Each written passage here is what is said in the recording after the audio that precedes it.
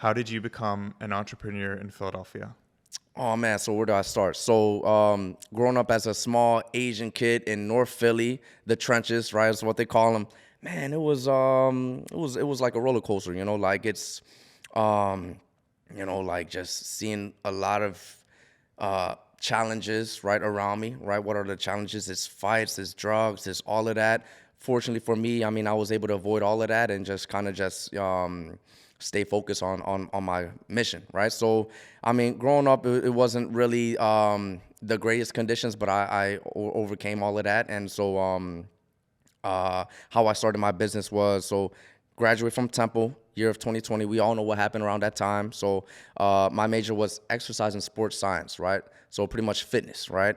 What college don't tell you is if you choose the wrong major, you might find yourself in a little pretzel, which is what I found myself in, right? So most people with that major end up becoming PTs, physical therapists, chiropractors. I stopped at the bachelor's and I was stuck. I couldn't find any job. Eventually just settled down at a job at the YMCA getting paid like $10 an hour. It was really, at that point, I'm like, what the heck did I do to myself? I wasted all this time and money. I could have gotten that job without the college degree. And so eventually what happened was I was there for, I think it was like a month, and then I quit. But like during that month, there was a guy named Al. He was a frequent visitor of the YMCA. He was an older guy. I respect him so much. He's a super awesome guy, about 70 years old. During that time, I was already boxing. And so, with the small talk here and there, he found out that I was boxing and he wanted me to train him. So with the little bit of money that I made from the YMCA, I saved up, bought a pair of cheap mitts, boxing mitts from Amazon, trained him once a week. And eventually, I mean, just I posted on my social media. So my Instagram, I was pretty active on Instagram once a week. And then slowly, more and more people would come and reach out to me, send me a DM. Hey, I saw your training. I saw you coaching boxing. Can you train me? And then from there, it took a little bit of time. But then it kind of grew into something that I have now called Rambo. But it took a little bit of time. So slowly but surely, I started saving a little bit more. Finally bought better boxing mitts, and then eventually got the bags, the heavy bags, punch bags, and then we have what's called Rambo today. But before Rambo, it was Rambo Fitness. Had to play around with different logos, seeing what stuck. Took the fitness part of it out, and then had Rambo, and then I messed around with the colors. Got a little bit of inspiration from Street Fighter, if you know what that is. Some people mistaking it for Indiana Jones, which it could look like that too.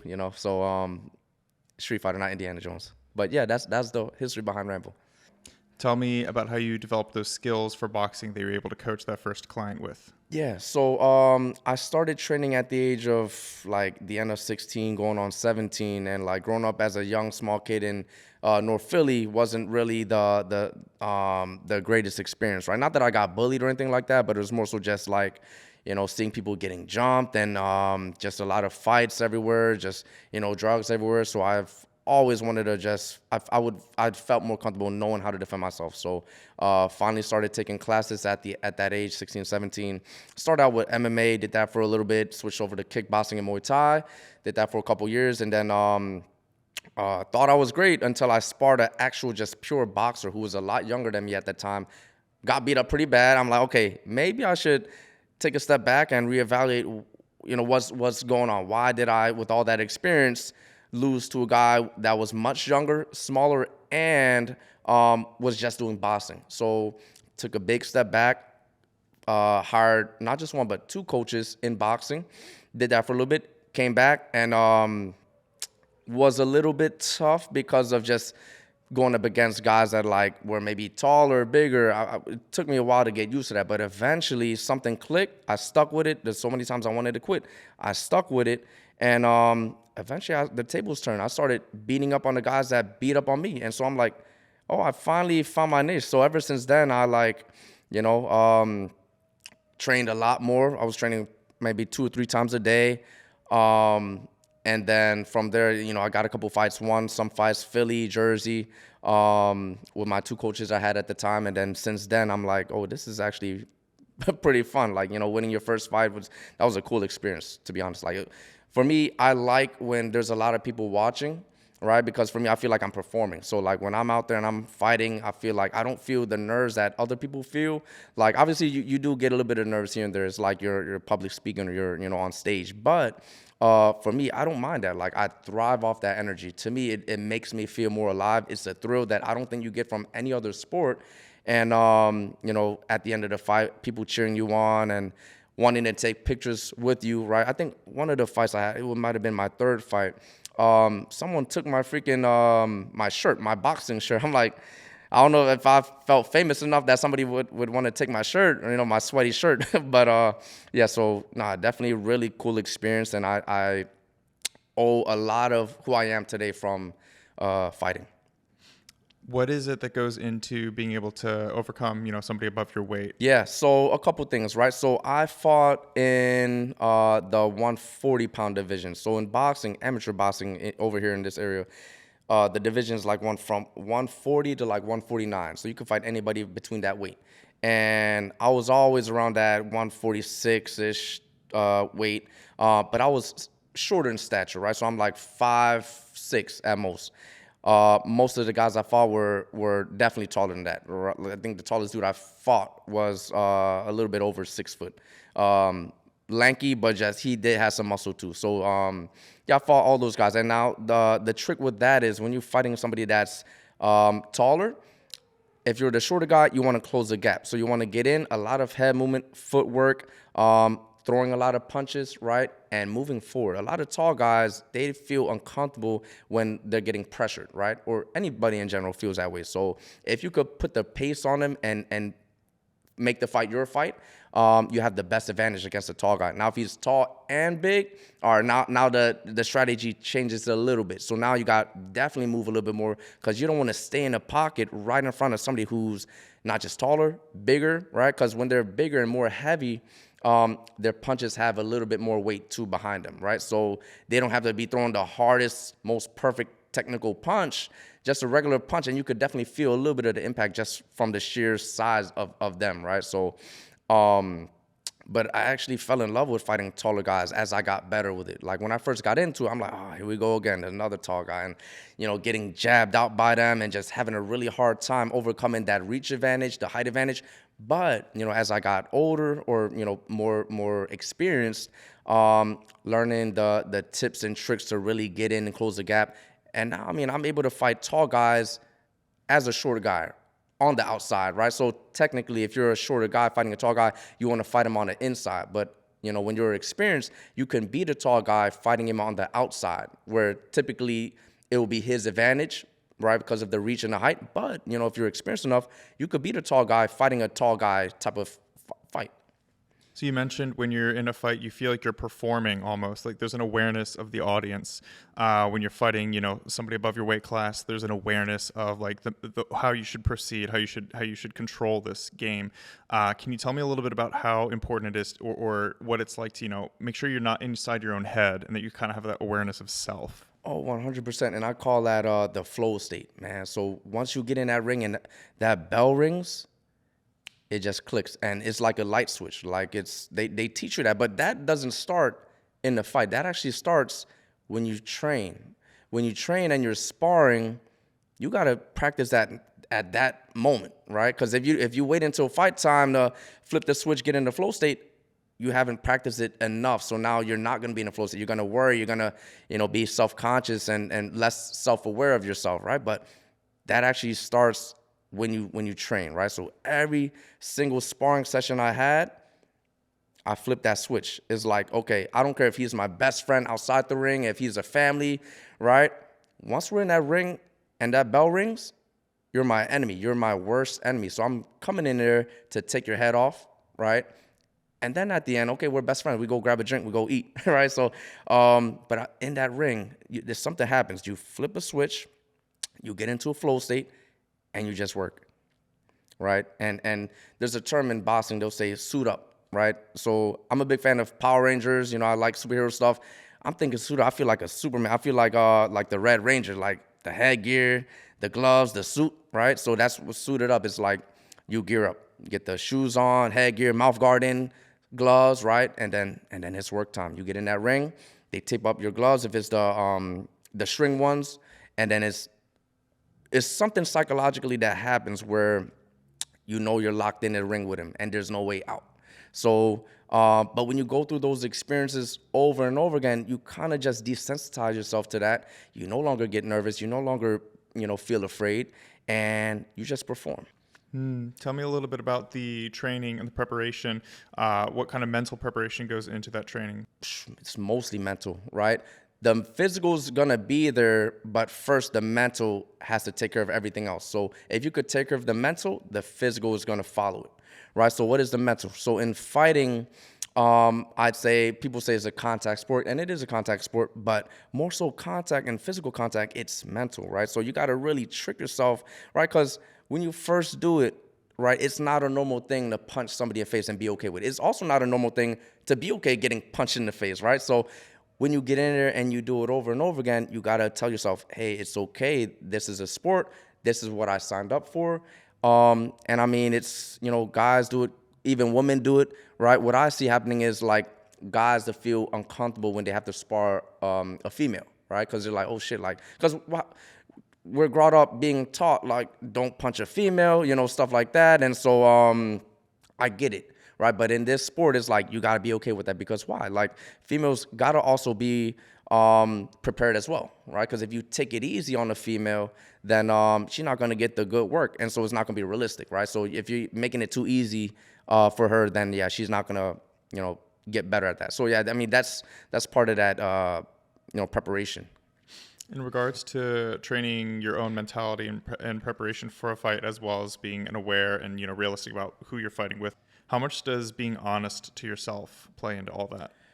Oh, 100%. You gotta be honest with yourself, right? Whether you win, whether you lose, and when you lose, that's the most crucial part, that you really have to be honest with yourself, right? Because a lot of times, I mean, I was a sore loser at one point growing up, losing to a video game, throwing the controller down, and just like, getting the games taken away because you're a sore loser and, you get mad. But as you get older, you got to be really honest with yourself about your performance, right? Because that's how you can only get better, right? When you lose a fight, man, it's so easy to be like, oh, it was a ref's fault. Oh, I didn't get enough sleep that night. Or, oh, I ate some bad tacos and I didn't feel like, in the best shape, right? It's so easy to make excuses, but man, like it takes a lot more strength to really be honest within yourself, because you know yourself more than anyone else. You know if you gave it your all or not, right? So what I say to that is, man, like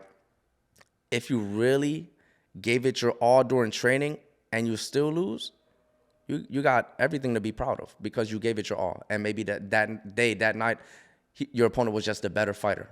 Right? And that's the hard part about being a fighter, whether it's boxing, MMA, kickboxing, Muay Thai. You could have the best training camp ever, right? Come fight night, what if you just didn't get that much sleep, right? Sometimes it's hard to sleep before a fight. And then you just were off that day, right? So everything really matters, right? But it's like, again, you could have the best training camp ever, super healthy, in shape, but everything happens in that fight night, right? So that's why it's hard. Versus like basketball, football, you have more games that you play. So like, and you have a team to rely on. And fighting is just you. It's you, and you're fighting not just your opponent. You're fighting against your opponent. You're fighting against yourself, right? Because you get tired, right? And number 3, you're fighting against your coach, because your coach is yelling instruction as you're fighting. So you gotta be okay. You gotta be focused on your opponent. You gotta be focused and self-aware within yourself, and you also gotta be able to listen to your opponent as he's yelling instructions, right? So you're fighting like 3 different things. Tell me a bit about your business and the loyalty you've built with your clients. Yeah, great question. Yeah, so a lot of the people that I coach, they stuck with me since the beginning, and there's a certain reason for that, right? I never feel like I'm better than anyone else, right? So as I grow and I get bigger, I guess you could say, like I still treat my old clients the same as I did when I first started, because they're the ones that made me who I am today.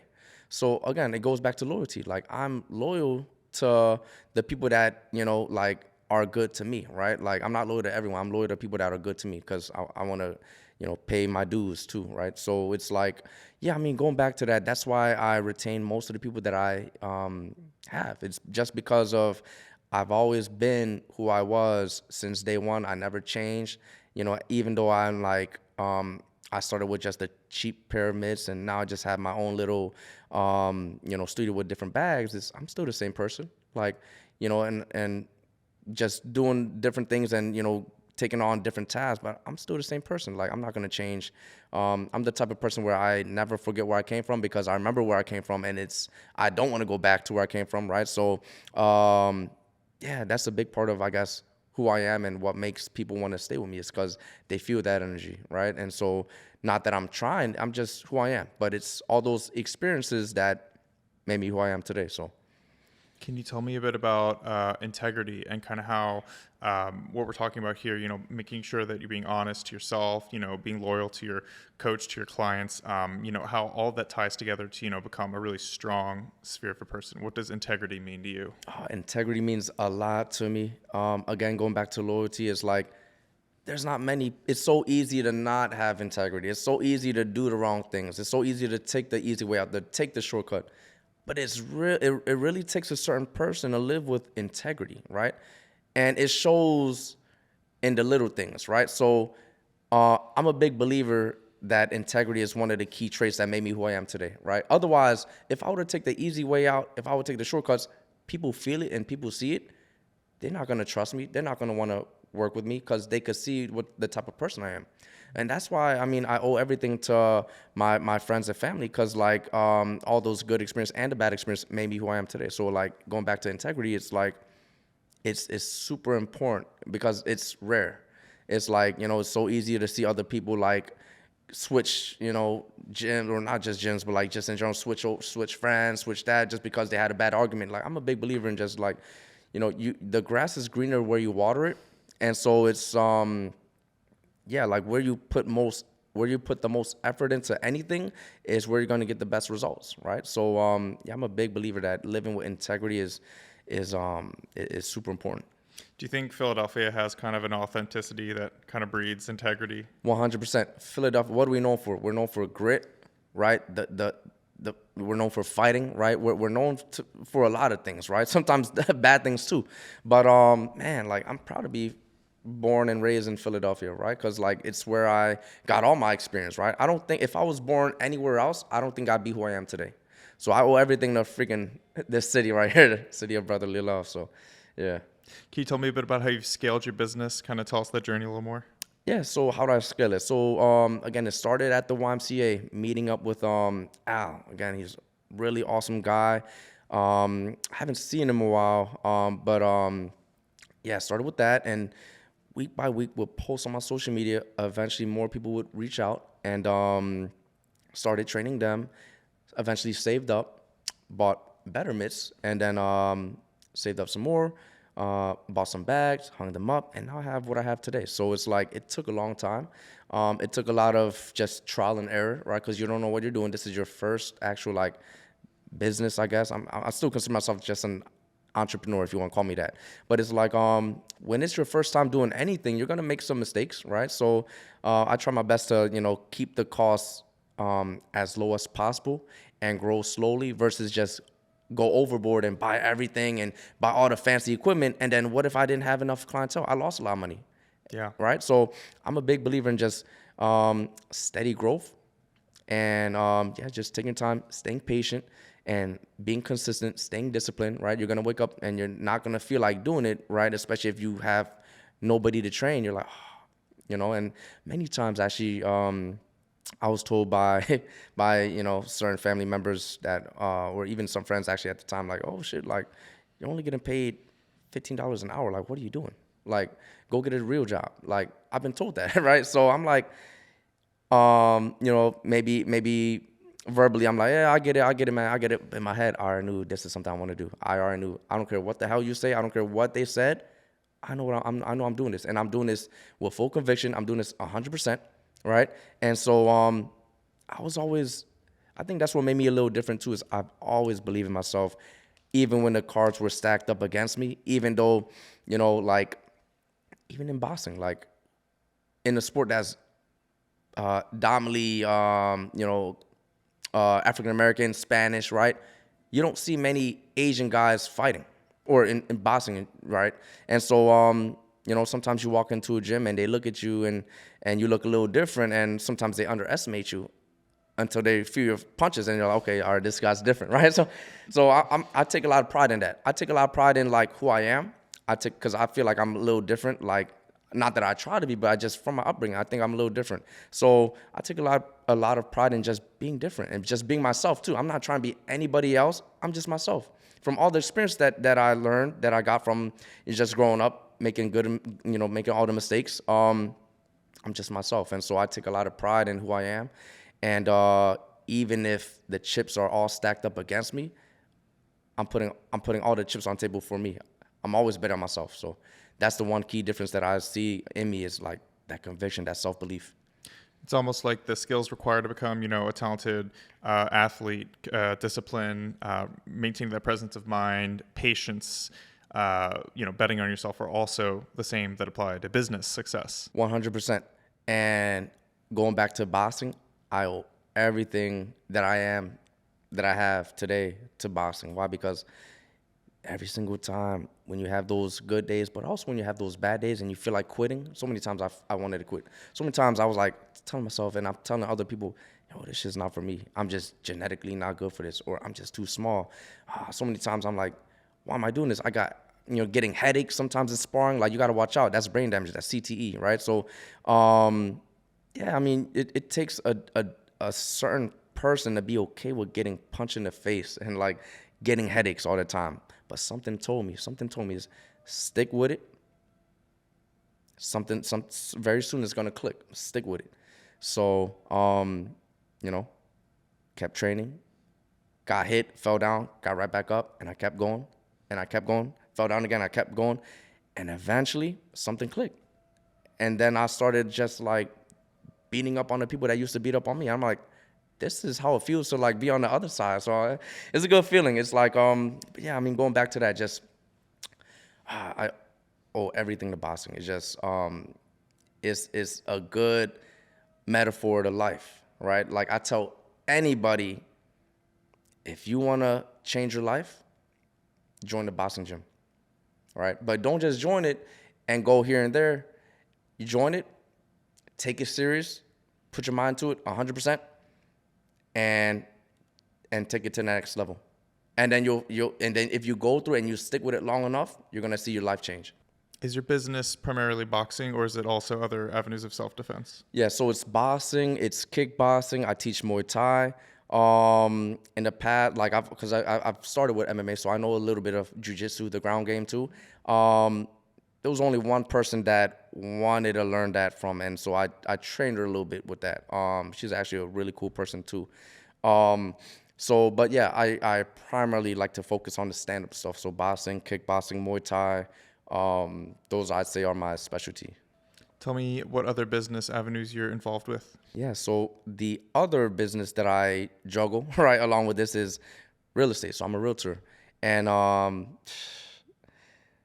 man, it's crazy, right? Because I say boxing taught me a lot about life. I say boxing also taught me a lot about being successful in real estate, right? Not saying that I'm like, I own so many properties and I'm like a millionaire from real estate. I'm not. But, I've done quite a bit of things at a very short period of time that many agents, right, don't ever reach until later down the line, if that, right? So you're talking about a business that the failure rate it was 87%. It's more now, the failure rate. So you're talking about a business that people get in and they get out because they know they can't do it. You're talking about a business that a year in and they don't make any sales, right?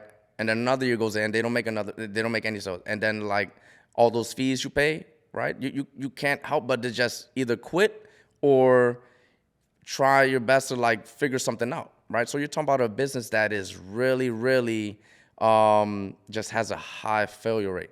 And that's what, again, with any business in general, but real estate especially, right? Because it's so hard. It's a long-term business more than anything else, because unlike other business where you sell a product, what happens? You get the revenue right away, right?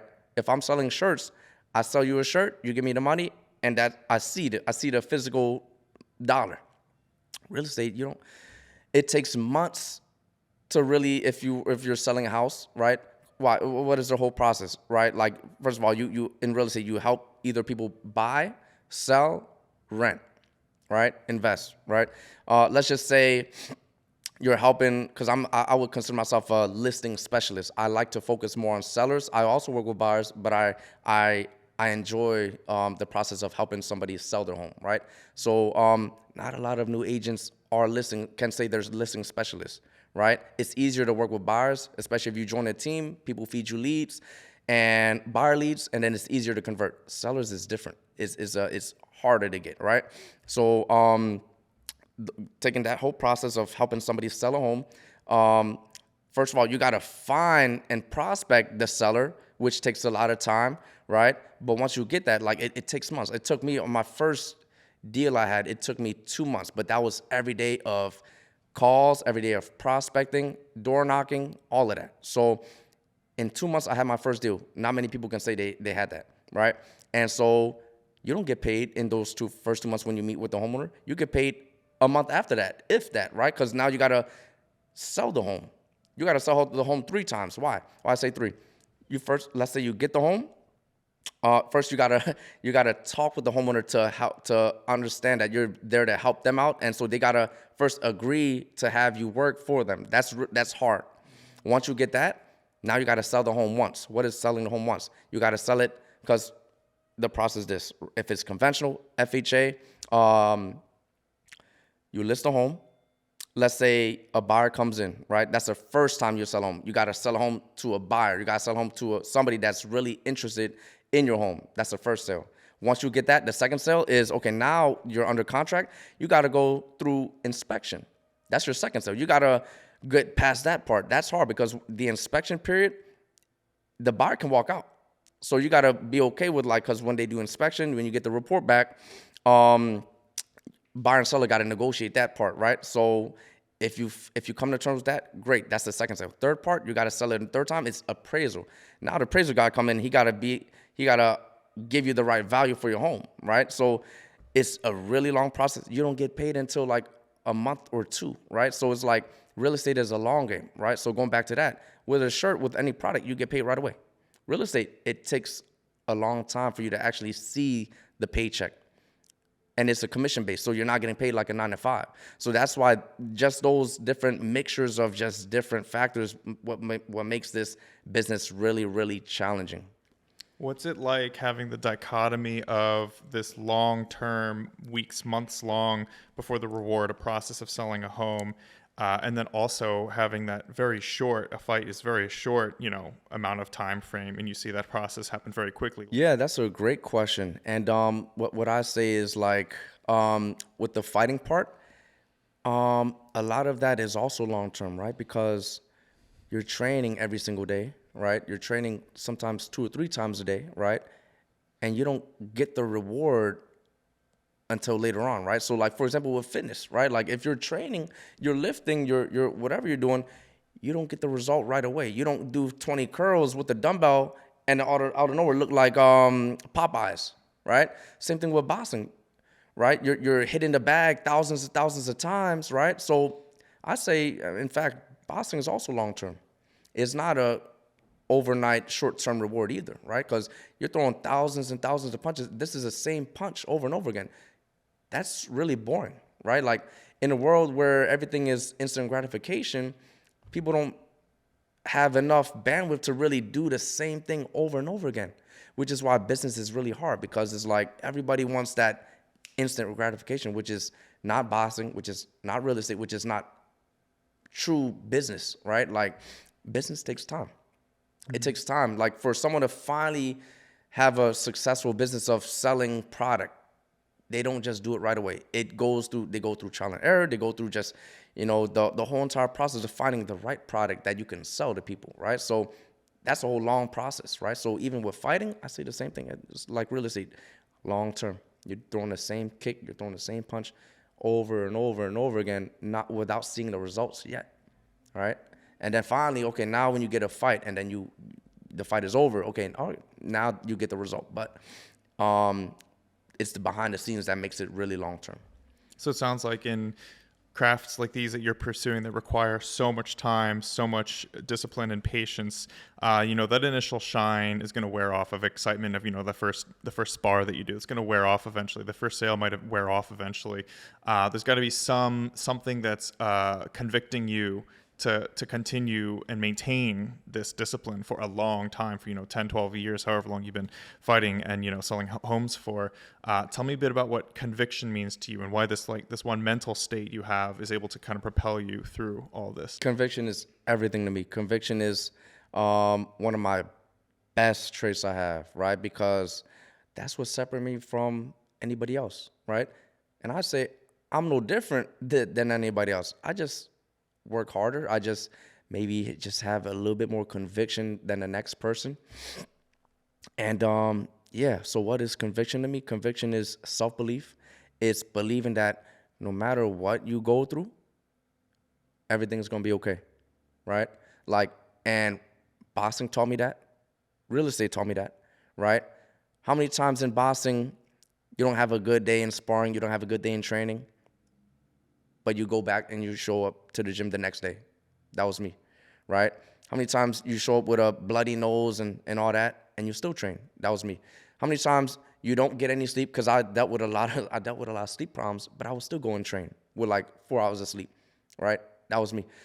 Real estate, same thing. How many times I had a deal that maybe fell through, or I had a client that wasn't really the easiest client to work with, but I was still able to sell the home, or get to the closing table, right? That was me. So that's all conviction. It's self-belief. It's believing that everything happens the way it's supposed to happen, even if it doesn't seem like it's going well for you.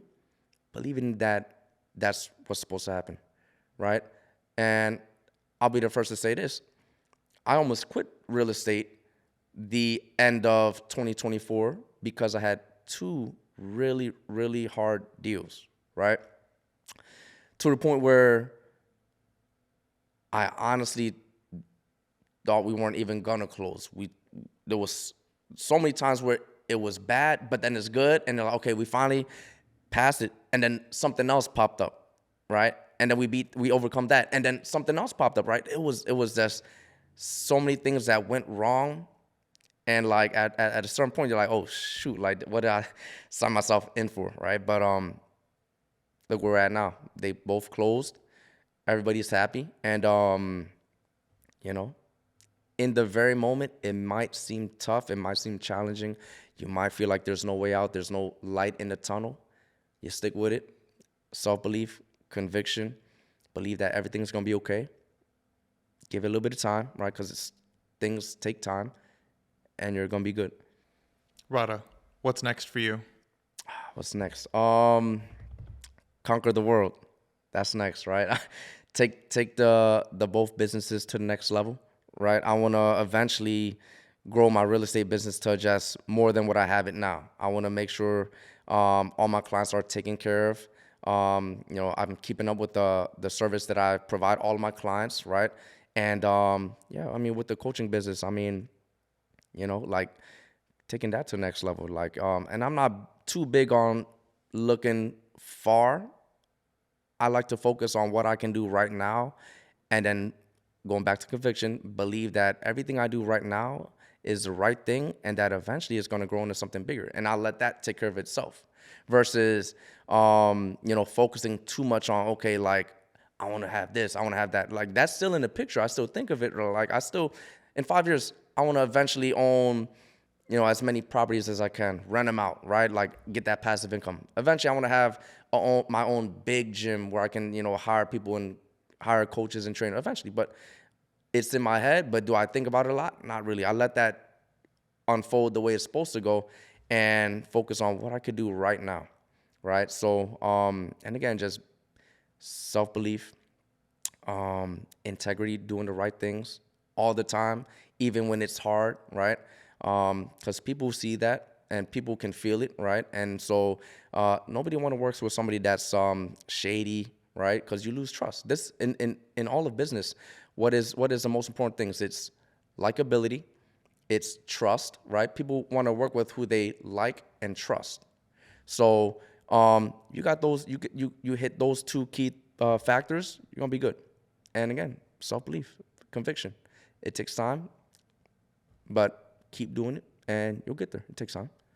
I think I heard recently that computers who play chess are programmed. People think the computers anticipate moves, that they think like 30 moves ahead and they're like anticipating what the human player is going to do next. When the computer is actually coded to just take whatever move they have, if it's the computer's next move, what's the best possible position it could put itself in with this move? 100%. This present moment.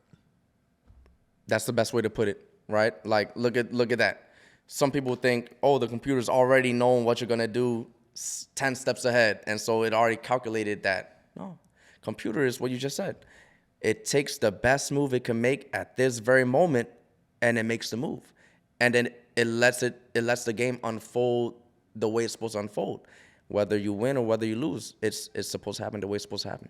Where can we find your real estate business and your fitness business? Oh man, you can find me on Instagram, right? If you want to find my real estate, I'm more active on my Instagram account. It's Rann Rada, my last name, my first name, RANN RADA. Facebook is my full name, Rada Rann. Google me, you'll find my information there too. My website, radarann.com. My name's so easy, you'll find me anywhere. Just type in my name, RADA, last name RANN. Thank you so much for coming. Oh my man, thank you so much. This was a pleasure.